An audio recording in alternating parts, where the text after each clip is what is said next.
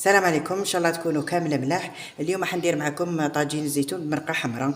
وقبل ما نبداو نصلوا على النبي عليه الصلاه والسلام، عندي هنايا مرصوه تاع الدجاج، وعندي حبه زرنديه راني منقيتها ومقطعتها، عندي حبه بصل مسكرفجتها، شويه تاع راس الحانوت، شويه تاع الحرور، وشويه تاع الكركم، عندي نص مغرف كبيره تاع طوماطيش تاع الباطا، ونص مغرف تاع فرينه.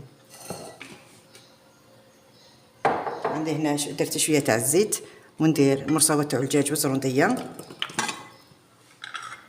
وندير البصل ولي زيبيس ونخليهم يتقلاو. وهنا الدجاج نخليه يتقلى مليح.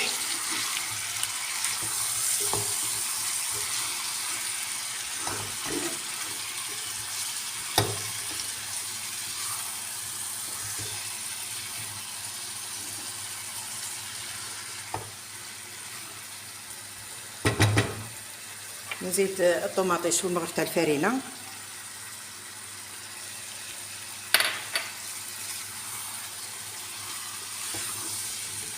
خليهم يتقلاو مليح، ومن بعد نزيد الزيتون ونمرق بالماء سخون.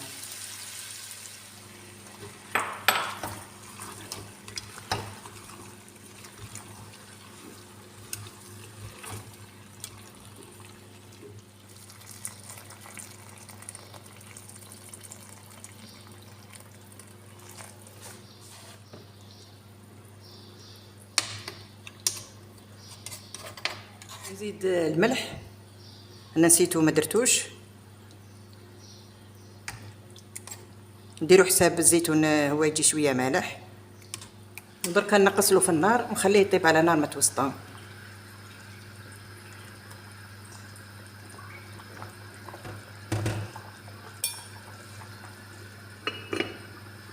وهذا هو طاجين الزيتون. صحة فطوركم، ونتلاقاو ان شاء الله في فيديو اخر، والسلام عليكم.